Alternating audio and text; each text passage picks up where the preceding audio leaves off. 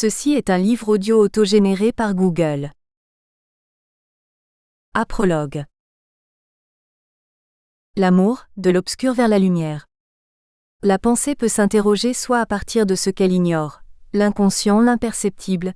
soit à partir de ce qu'elle saisit avec la plus grande certitude, d'une manière pure, formelle, soit à partir d'une intention raisonnable de douter, soit encore en refusant de séparer le clair et l'obscur, notamment parce qu'il y a du non-être dans l'être, c'est-à-dire dans la nature.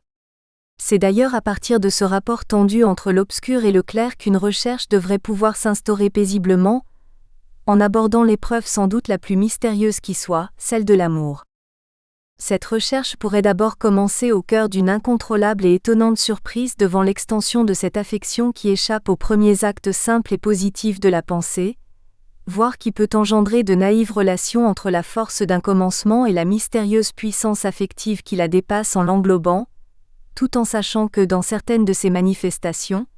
l'amour inspire pour ceux qui sont concernés la grâce presque miraculeuse d'une nouvelle naissance. Cependant, une possible atténuation de cette surprise est nécessaire si la pensée ne veut pas se laisser fasciner par la puissance toujours naissante, ou renaissante, qui exprime des sentiments bouleversants souvent merveilleux, notamment lorsqu'ils sont imprévisibles ou créatifs. Comment ? En réalité, pour commencer, les épreuves de l'amour ne sont pas vraiment pensables immédiatement parce qu'elles font d'abord prévaloir leur première et grandiose obscurité, comme dans les relations violentes et délirantes de l'amour-passion qui suppriment les différences en attisant le mystère insondable des affections sensibles, du reste surtout sensibles. En fait, la première épreuve passionnelle de l'obscur est surtout passive. Elle se perd alors dans la sensation d'une fusion avec un abîme inéluctable, celui de l'épaisse et brute obscurité matérielle des forces élémentaires de la nature dont les effets inconnus et hors d'accès conduisent les êtres humains vers l'ignorance, vers la solitude ou vers la peur de l'inconnu. Tout commence ainsi à un niveau uniquement sensible par une épreuve métaphorique de l'obscur, par une image symbolique qui condense en elle profondeur, inquiétude et ignorance, même si cette image impliquera ensuite sa propre négation pour satisfaire des exigences vitales plus humaines, c'est-à-dire vraiment soucieuses de distinguer les nuances inhérentes à chaque sentiment. En effet,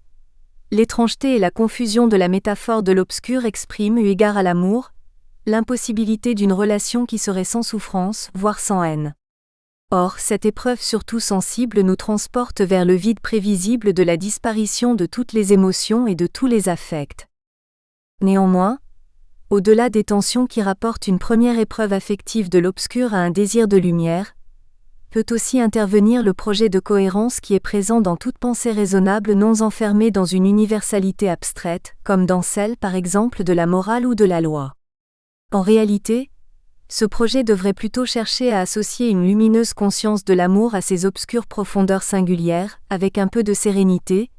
sans nier la valeur de chaque singularité en présence, et tout en allant des épreuves les plus obscures vers les plus claires. De l'obscur peut en effet surgir l'infime clarté d'un lien entre ceux qui s'aiment, c'est-à-dire les éclairs de conscience qui dominent la nuit de chacun, tout en rendant aimable cette dernière. L'obscurité matérielle est alors dépassée et enveloppée par deux consciences, par deux lumières intellectuelles qui diminuent les épreuves de l'obscur en préférant ce qui unit à ce qui disperse, chaque lumière permettant d'expliquer, c'est-à-dire de développer le clair à partir de l'obscur, clarum per obscurius. Puis, cette conscience d'un gouffre de l'obscur néanmoins ouvert sur la lumière, cette conscience partagée par deux êtres humains qui s'aiment, peut découvrir qu'elle ne saurait être réduite à l'obscure solitude de chacun, puisqu'elle inspire surtout d'interpréter les épreuves affectives au-delà de leur premier surgissement symbolique et matériel, y compris lorsque pour Bachelard, l'amour n'est qu'un feu à transmettre. Dès lors, la pensée de chacun interprétée et vécue dans un amour partagé pourra faire penser à une merveilleuse étincelle surgie de l'obscur, sachant que cette étincelle qui est la même pour chacun, éclairera d'autres métaphores incandescentes, puis des concepts, même seulement probables, c'est-à-dire des formes anticipées, avant leur recognition et partielles, avec leur trame propre des apostrophes. Une pensée rationnelle et sensible capable de clarifier les sentiments, notamment lorsque ces derniers rassemblent, éloignent ou bien juxtaposent consciemment, certes sans les saisir complètement, des sensations, des émotions et des représentations intellectuelles qui s'ajustent plus ou moins bien entre elles puisqu'elles modifient constamment leurs relations. En tout cas, Le sens du concept ici affirmé peut faire penser au sens donné par cette définition de Théodule Ribot. Un résultat de jugement, une condensation, un abréviatif. On peut dire qu'il se compose de jugements affectifs.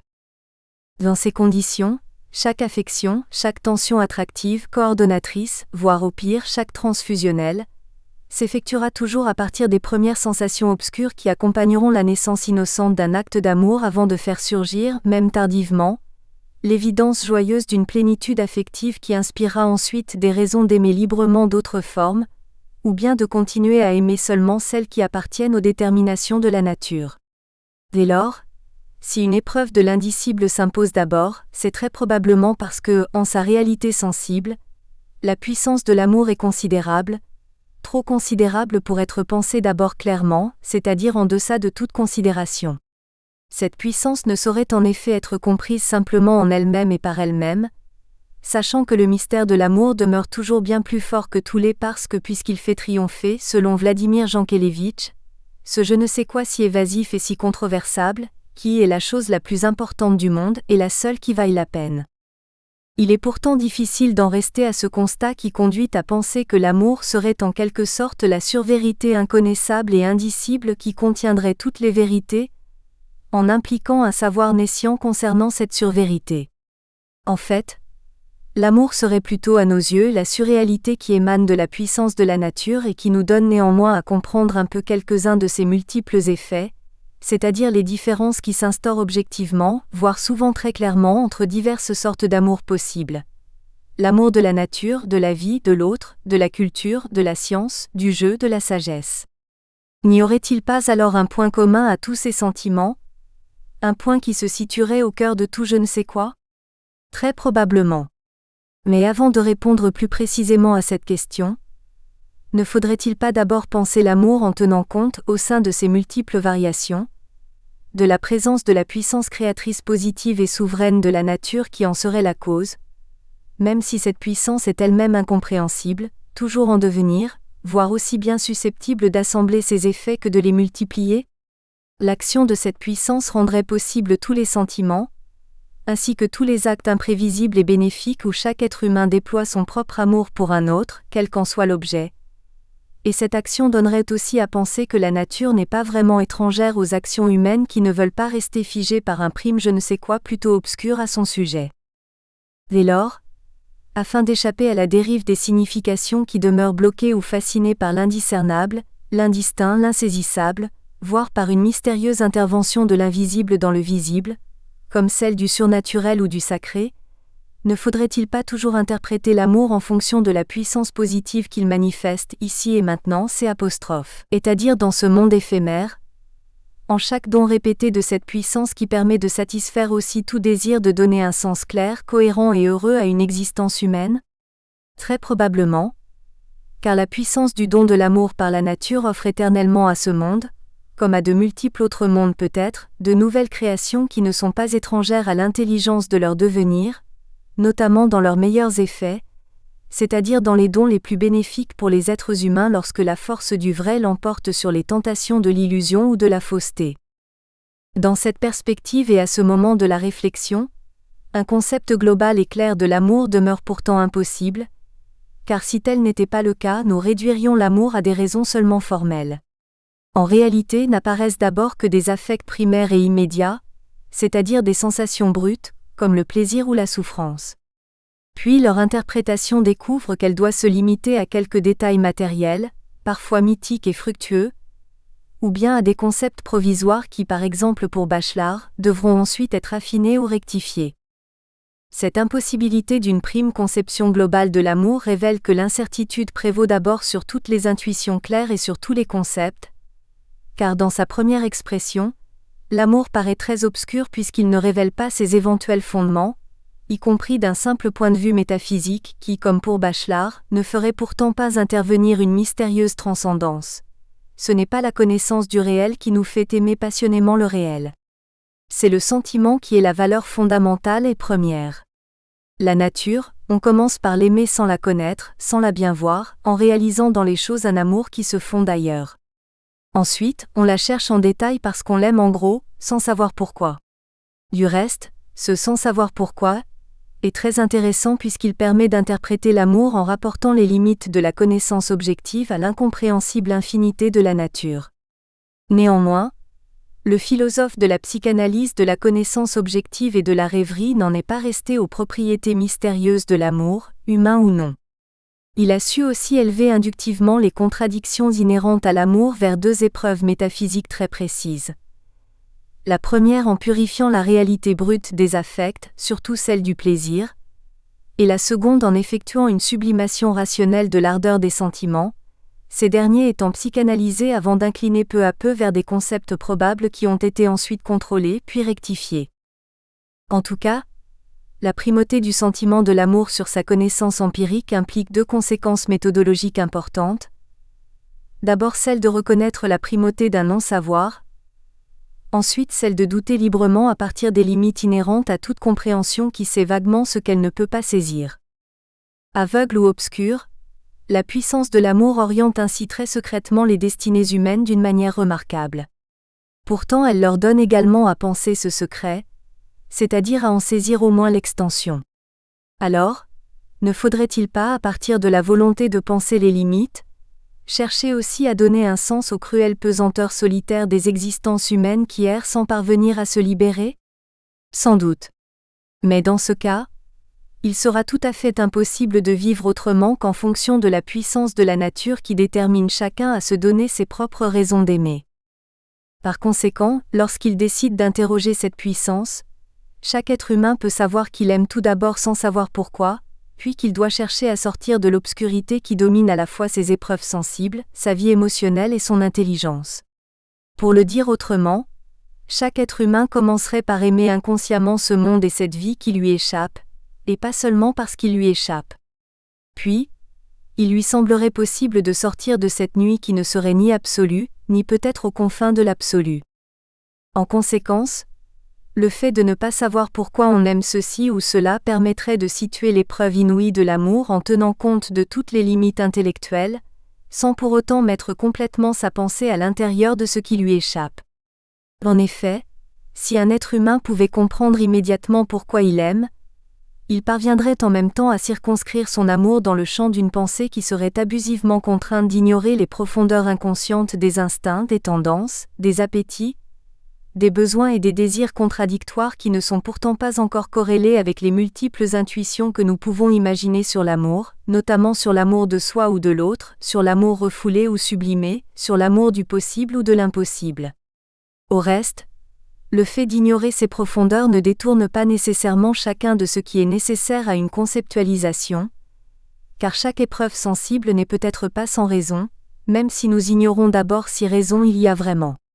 En conséquence, afin de sortir de cette impasse où domine l'improbable et l'irrationnel,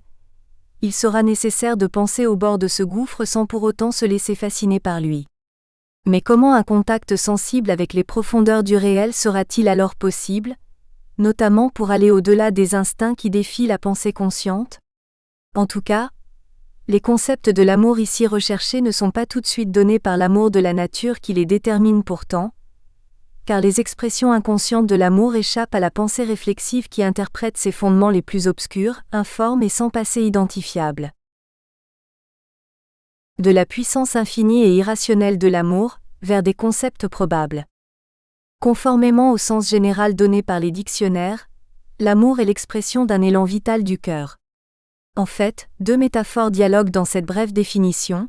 celle du cœur qui bat pour quelque chose ou pour quelqu'un, et celle d'une tendance d'attachement à l'égard d'êtres, familiers ou non, qui se dépasse ainsi, tout en étant affecté, c'est-à-dire tout en étant mystérieusement attiré par un ou plusieurs êtres.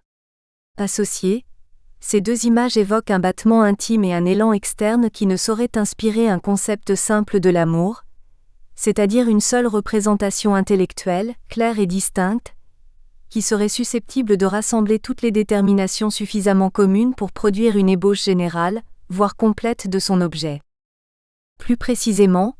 dans son lien sensible et intellectuel avec le devenir des choses terrestres, l'amour possède une dimension humaine qui oscille entre égoïsme et altruisme, et cette dimension est une tendance d'attachement ou d'attraction qui semble plutôt floue. En effet, une intuition globale de l'amour est d'abord impossible, car nul ne saurait rassembler d'une manière cohérente et claire de nombreuses épreuves subjectives et sensibles qui attachent un être humain à une valeur, respect, liberté, dignité, courage, à une réalité matérielle comme le monde, un lieu, un pays, une nation, un objet, un animal, à de l'argent, à un être humain, parent, enfant, ami, partenaire, compagnon, camarade, ou à une réalité culturelle, un savoir, une œuvre. À ces diverses intuitions manque le concept qui pourrait les rassembler en distinguant clairement un besoin, une tension, une attirance, une envie, un désir, une passion, une création, un partage. En fait, chaque acte d'amour, sans doute inspirateur de multiples concepts, est mu par la puissance créatrice et évolutive de la vie des organismes naturels qui ne peut être réduite à un seul concept général ou générique, parce que tout ce qui est dans la nature agit ou subit.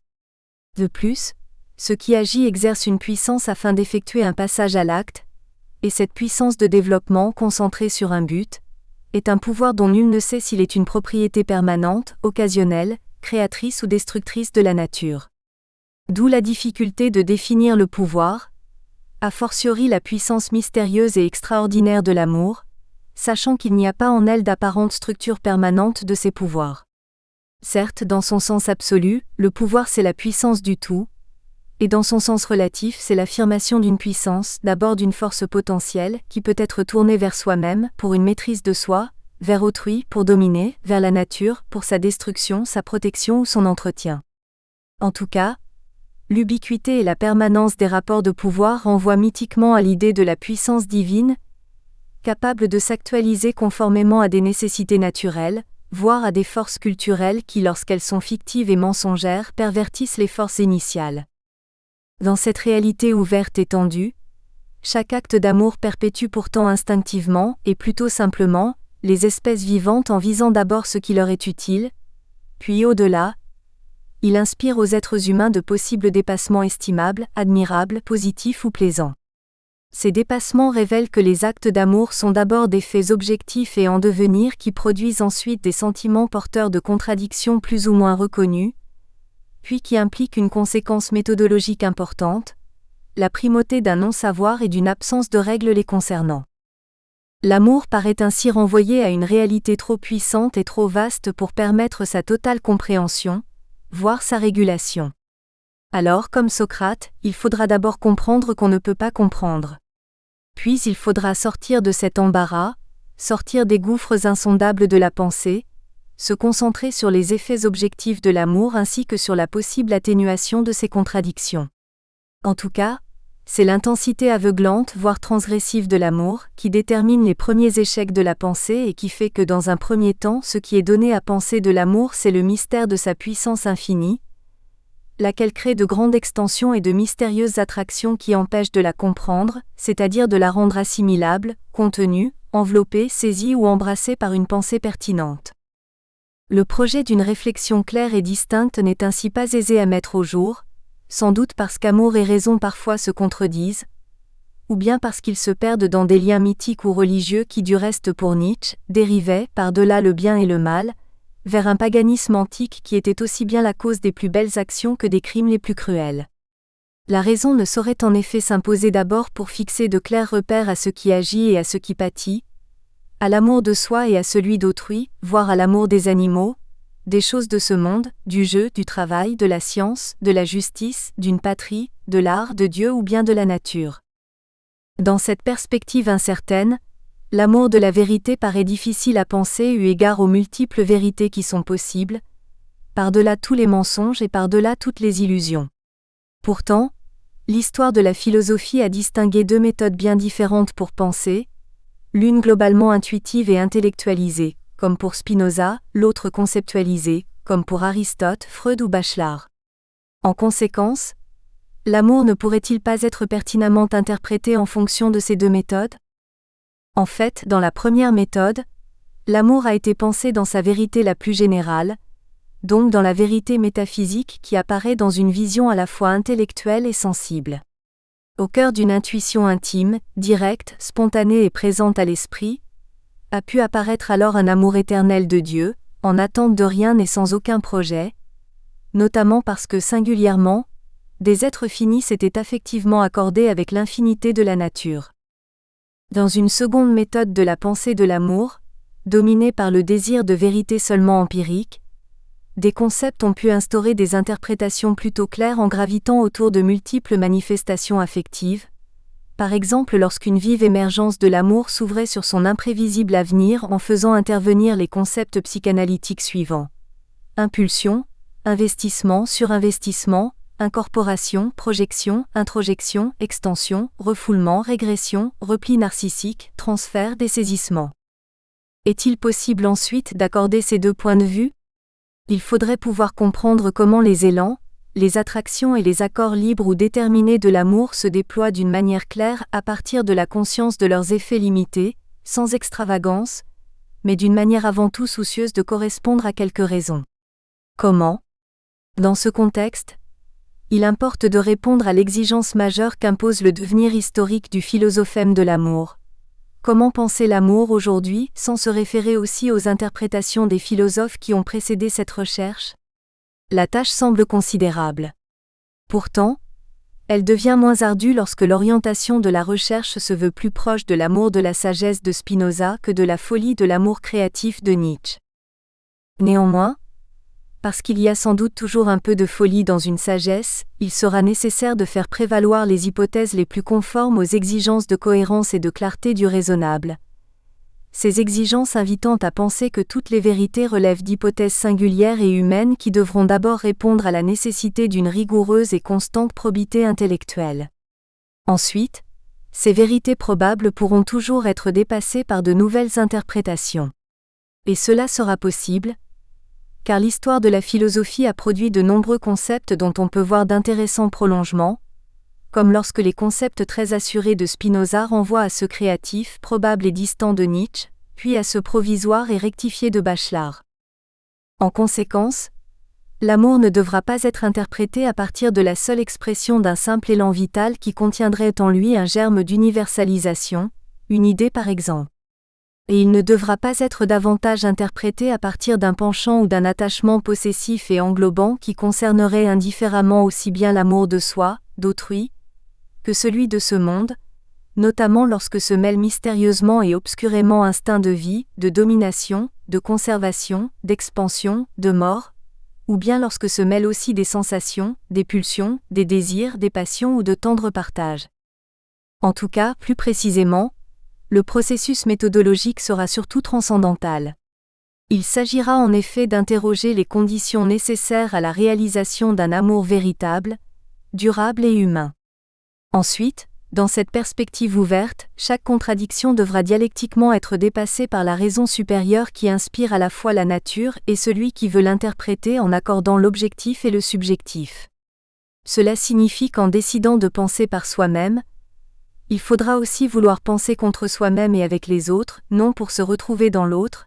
mais pour penser avec l'autre et au-delà de chacun, car l'amour de la vérité invite d'épouser les fluctuations et les contradictions des réalités pensées dans une constellation de concepts, même usés ou altérés. Les épreuves contagieuses, fantasmées, sublimées, idéalisées ou purifiées de l'amour seront alors problématisées d'une manière perspectiviste en fonction de leur capacité, diversement fortes, à pouvoir devenir raisonnables, c'est-à-dire en fonction de leur capacité à se rassembler et à s'unifier clairement d'une manière à la fois singulièrement humaine et objectivement naturelle. Dès lors, à cause de ces diverses ouvertures possibles, puisqu'il n'y a pas un seul concept de l'amour, c'est-à-dire une claire compréhension à partir d'un seul point de vue, il faudra distinguer très précisément trois perspectives dont chacune rassemblera divers concepts concernant les épreuves multiples, sauvages ou sereines de l'amour. Pour commencer, au plus loin des exigences du raisonnable, c'est dans une première perspective que l'expression de l'amour fusionnel, concupiscent et non maîtrisé, fera intervenir de multiples mythes de l'amour vulgaire, et d'abord celui de l'amour terrestre d'Aphrodite, Aphrodite Pandémos. Or cet amour en clair-obscur, voué à sa chute et à la mort, n'a un sens possible qu'à partir d'une déconstruction de ces images, notamment lorsque l'amour de la vérité et les multiples manifestations du réel ne convergent pas, ou bien lorsque l'amour de la vérité est dépourvu de repères dans un monde en devenir qui est tendu entre le hasard et la nécessité, donc privé de centre. Et les pensées provisoires et changeantes qui interpréteront cette forme d'amour engendreront surtout des erreurs, des illusions ou des convictions, c'est-à-dire des pensées conformes au mythe d'Éros qui n'expriment que les excès débordants, insatiables, impudiques, puérils, impersonnels et changeants de désirs toujours infidèles à eux-mêmes, car leur paroxysme et leur visée d'un objet unique, même différent, les condamnent à leur propre perte. Plus précisément, il faudra dépasser d'une manière critique les plus violentes expressions de l'amour, et certainement celle de cet obscur besoin d'aimer, instinctif ou pulsionnel, qui conduit vers une monstrueuse et vaine fusion avec l'autre que soi. En effet, cette fusion est toujours l'expression d'un amour incontrôlé qui est mû par des instincts de domination ou d'autodestruction qui cherchent vainement à annexer, à assimiler ou à s'incorporer l'objet désiré. Alors ces épreuves rendront possibles les concepts suivants: instinct, appétit, besoin, pulsion, désir, potos et passion, mania. En tout cas, ces divers concepts de l'amour éclaireront à ce niveau très brutal des épreuves distinctes, voire opposées, qui errent entre passivité et activité, manque et plénitude.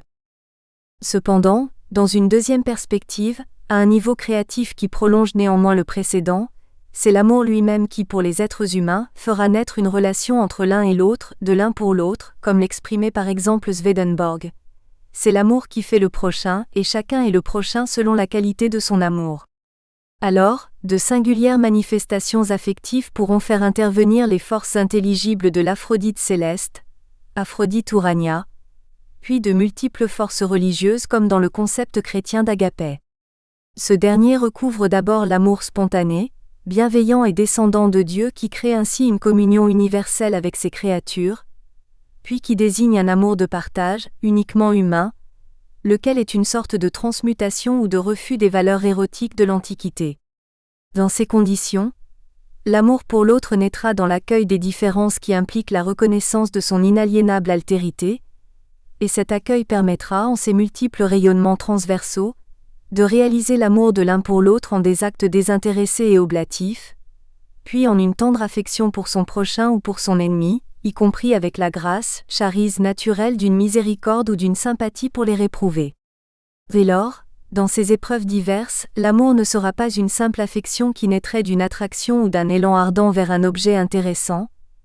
car même si cet objet est susceptible de disparaître, l'amour sera vécu et pensé intensément en appréciant toutes ces multiples manifestations polyphoniques et entrelacées, à la fois visibles et ouvertes sur l'invisible, à la fois présentes et transversales, notamment lorsque des reprises et des résurgences l'animent différemment dans une commune volonté de reconnaître l'autre et de l'aimer. C'est ainsi que des concepts, même probables, devraient parvenir à clarifier l'extension de l'amour de l'un pour l'autre, et réciproquement, en fonction de l'amour lui-même qui prend sa source dans la profusion de la vie parce qu'il est une création de la vie, donc parce qu'il est par exemple pour Georg Simmel, une catégorie fondamentale. Puis dans une troisième perspective, cet amour créatif et partagé sera transfiguré par la claire raison qui, comme chez Aristote, ouvre l'amour sur des repères clairs, en fondant une éthique animée par la vertu de probité, laquelle implique fidélité, attention respectueuse et courage, selon un processus qui rend les êtres translucides, donc hors de toute appropriation possible de leur altérité, dans un amour intellectualisé où le raisonnable traverse le sensible tout en l'éclairant.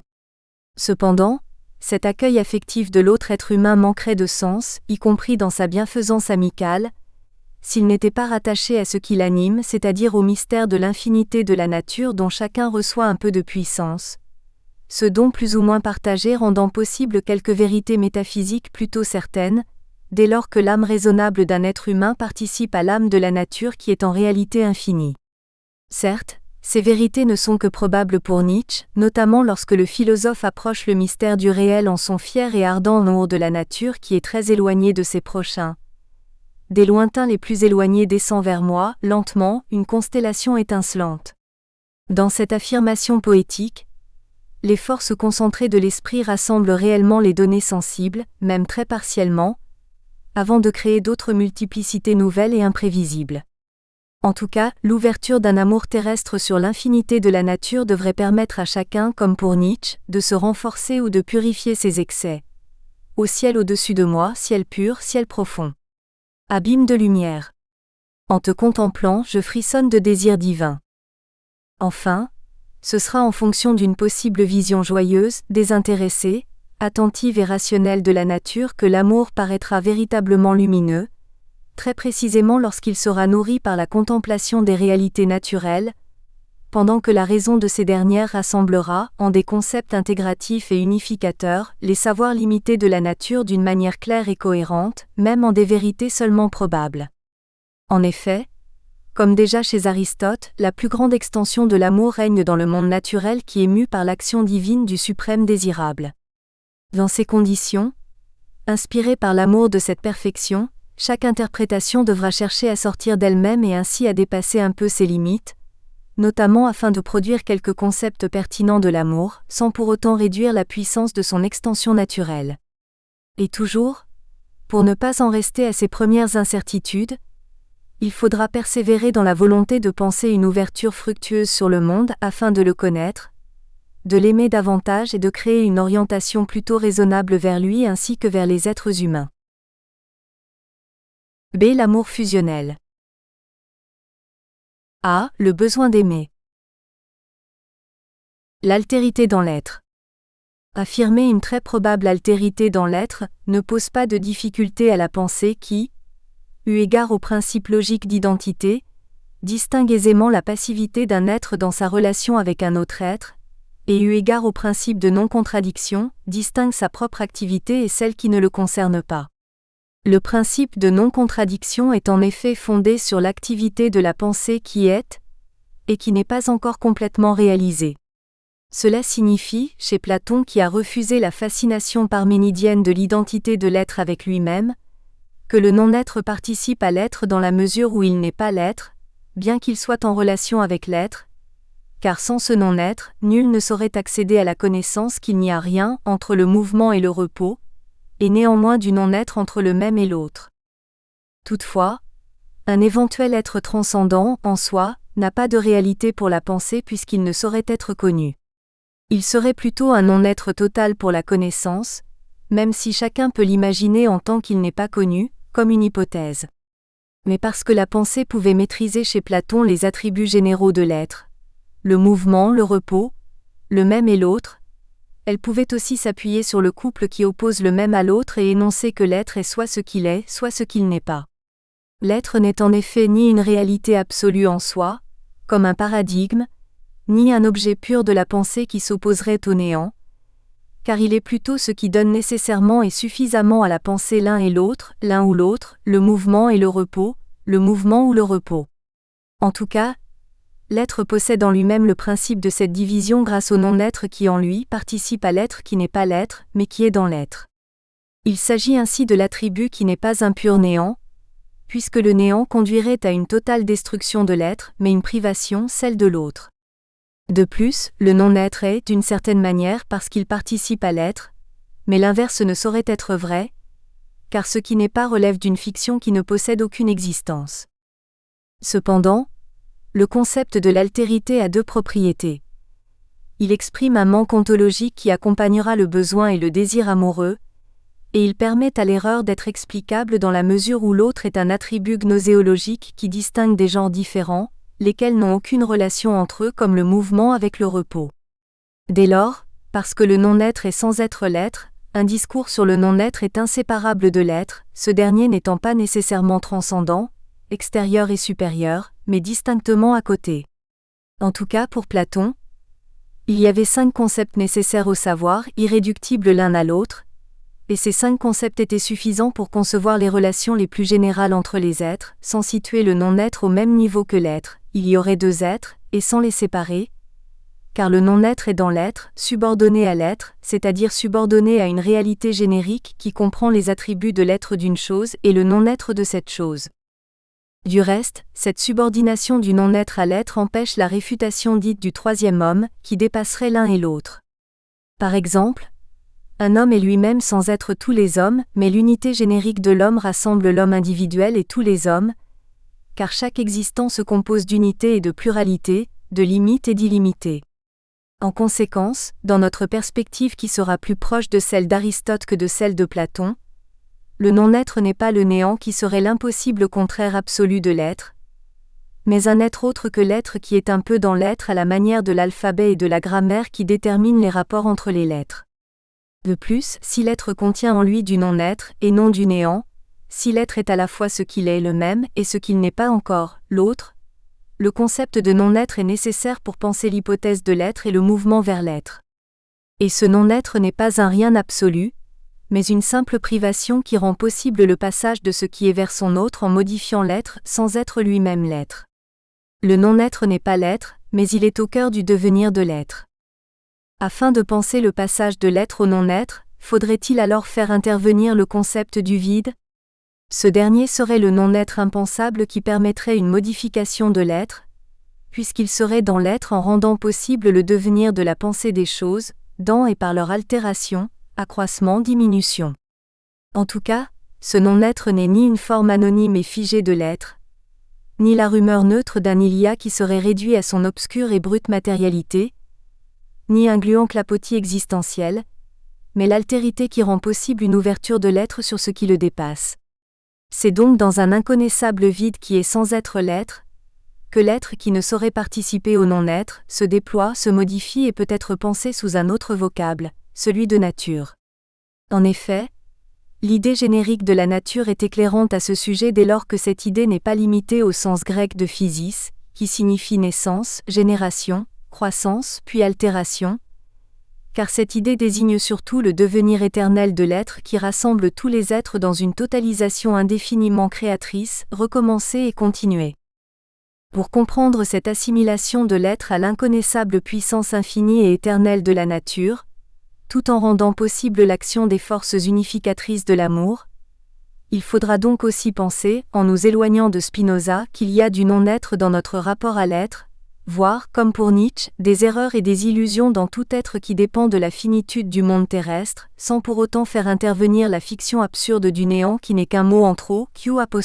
une fiction mensongère et étrangère au réel, même si cette fiction peut inspirer parfois les étonnants sursauts créatifs ou réactifs des forces vitales qui la dépassent. Instinct, besoin et pulsion. Il paraît très probable que la puissance obscure de l'amour relève des profondeurs d'une tendance des êtres vivants à affirmer avec un peu d'appétit leur amour de la vie, puis leur effort pour vivre ou pour survivre en se conservant, en se protégeant, en se reproduisant, en dominant ou en supprimant ce qui les empêche de se réaliser. Or, cette tendance souvent tyrannique qui consiste à nier le manque inconscient qu'expriment les besoins, est celle de l'instinct qui est l'instrument de surveillance des corps vivants, lesquels agissent ainsi intelligemment pour la survie de la nature en se reposant, en se nourrissant et en se reproduisant,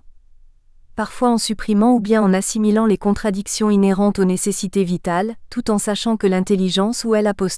aptitude inhérente à ces instincts pourra ensuite être accrue en maîtrisant et en dépassant ces très utiles déterminations, en s'adaptant à ces mécanismes, voire en concentrant ou en allégeant sa vitalité qui est primitivement trop sensible. Le sens qui prévaut dans ce qui est désigné par ce mode de l'intelligence naturelle et innée qu'est l'instinct, du latin instinctus, est celui d'une force vitale qui rattache les êtres vivants au monde extérieur, c'est-à-dire une inclination ou une impulsion physique inéluctable qui détermine de multiples réactions contraintes, stimulantes, positives, vitales ou négatives, inorganiques. Or, de ce point de vue, chaque être vivant est conçu comme un système sensorimoteur qui applique un programme inconnu, d'une manière mécanique ou vitale, et très différemment selon les besoins de conservation, de domination ou de reproduction qui sont en réalité inséparables d'autres besoins aussi fondamentaux ou radicaux, tels que ceux qui poussent à fuir la souffrance et à rechercher le plaisir. Pour sa part, l'instinct de conservation est sans doute doublement déterminé. D'abord par l'amour des forces naturelles de la vie et du monde, notamment dans le constant devenir intellectuel et sensible où un être vivant cherche à s'adapter à son milieu naturel pour survivre, puis par le refus de la mort qui accroît les forces de instinct en répondant à la faim ou à la soif par une tendance à manger ou à boire qui varie selon les âges des êtres vivants, ainsi que selon le milieu où ils se trouvent,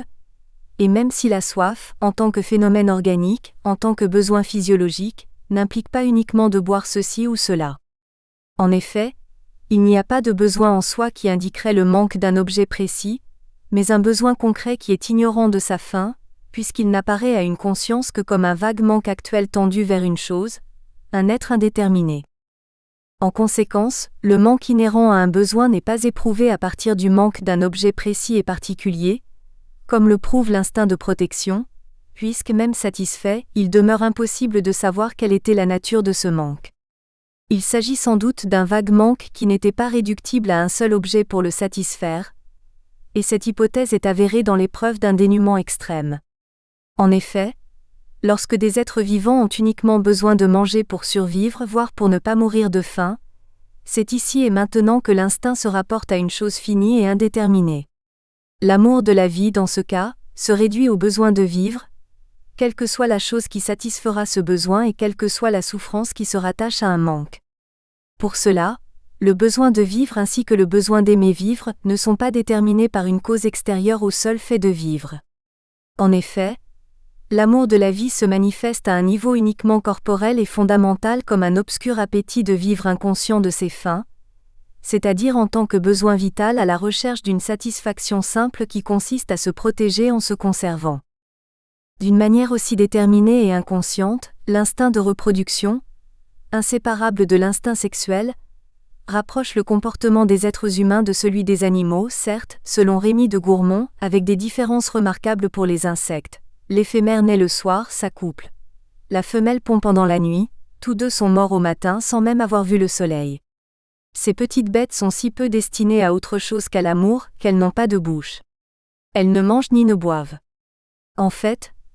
l'amour qui obéit à un instinct ne saurait échapper au destin d'un corps mortel qui se tourne vers d'autres corps, car en se propulsant hors de lui-même vers la chair partiellement pénétrable de l'autre, dans le bruissement d'un vain corps à corps, l'acte d'amour ne réalise aucune autre finalité que celle de perpétuer une espèce vivante, tout en cherchant ainsi à s'immortaliser. Dans cet esprit, la figure de la femme paraît exemplaire, voire un symbole très pertinent de l'amour de la vie selon Lou Andreas Salomé. Chez la femme, on dirait que tout doit imploser pour se fondre dans la vie, au lieu d'exploser hors d'elle. Il semble qu'en elle la vie tournoie sur elle-même, comme captive de sa propre perfection dans la sphéricité, comme s'il lui était aussi impossible d'en sortir. En revanche, lorsqu'il ne s'agit pas d'engendrer des enfants, le besoin qui s'exprime dans les actes sexuels des êtres humains, à la manière des désirs naturels et non nécessaires des épicuriens, ne cherche plus qu'à éprouver la plus forte sensation, c'est-à-dire le plaisir violent de l'orgasme. Afin de dépasser cette chute des besoins instinctifs dans d'intenses et pourtant vaines jouissances instantanées, il est utile de faire intervenir le concept freudien de pulsion. Ce dernier permet en effet de dépasser les finalités répétitives de la nature ainsi que les expansions inhérentes aux instincts, en faisant intervenir les représentations de forces vitales inséparables de leurs intentions, c'est-à-dire à la fois biologiques et psychiques. Dans cet esprit, Freud a du reste défini la pulsion comme un concept limite entre le psychique et le somatique. Cela signifie que dans son extension vitale, variable et polymorphe, la pulsion se manifeste en des poussées partielles qui, inhibées ou non, se fixent sensuellement et uniquement sur quelque partie d'un corps. Ou bien en des poussées synthétiques, survient la satisfaction directe et commune d'un corps qui s'est mis au service de la reproduction de son espèce. Dans ce dernier cas, le besoin d'aimer rapporte dynamiquement un corps à un autre corps en répondant aux exigences d'un moi qui espère retrouver, découvrir ou inventer un objet à aimer, un objet parfois fantasmé, pourtant susceptible de le satisfaire globalement. En revanche, la pulsion peut représenter et faire aimer des objets sexuels partiels, indépendants et non génitaux, qui sont des substituts pathogènes et parfois pervers pour des satisfactions uniquement locales, plaisirs d'organes, ou bien pour des plaisirs entrecroisés, clitoris et vagin, sachant que pour Freud, toutes les pulsions partielles jouissant des mêmes droits, chacune cherche le plaisir pour son propre compte. En tout cas, chaque pulsion est indissociable des affects qui l'anticipent ou qui l'épanouissent, soit complètement d'une manière génitale pour reproduire son espèce, soit partiellement à partir de quelques zones érogènes dans une sexualité qui sera alors dite perverse parce qu'elle sera partielle, solitaire, altérée et fantasmée, narcissique, phallique ou vaginale, sadique anale, destructrice ou orale, régressive, c'est-à-dire substitutive. Ainsi chaque pulsion ignore-t-elle toujours qu'une synthèse des pulsions partielles est nécessaire pour satisfaire un moi. L'extension des affects, du plaisir vers la jouissance. Les affects du plaisir et de la souffrance, d'abord inhérents aux sensations, relève de la réaction psychique d'un organisme vivant à l'égard des excitations matérielles. Cette réaction, qui accumule forcément plusieurs sensations, résulte d'un rapport de force entre une réalité psychosomatique et le fait extérieur, bruit, chaleur, odeur, qui domine cette réalité. Un affect peut certes être plus complexe et coordonner plusieurs faits, voire des événements, en étant parfois rythmé comme dans la musique, et en se rattachant au centre de contrôle conscient d'un organisme. Du reste, lorsque plaisir il y a, la conscience de ce plaisir ignore quel a été l'objet de la satisfaction et par quel processus il a répondu à un manque. En effet, le plaisir de vivre est sans objet précis. Cela signifie que les sensations, plaisantes ou non, qui accompagnent un besoin, ne témoignent que des variations d'intensité d'un besoin et non de la réelle nature de ce besoin,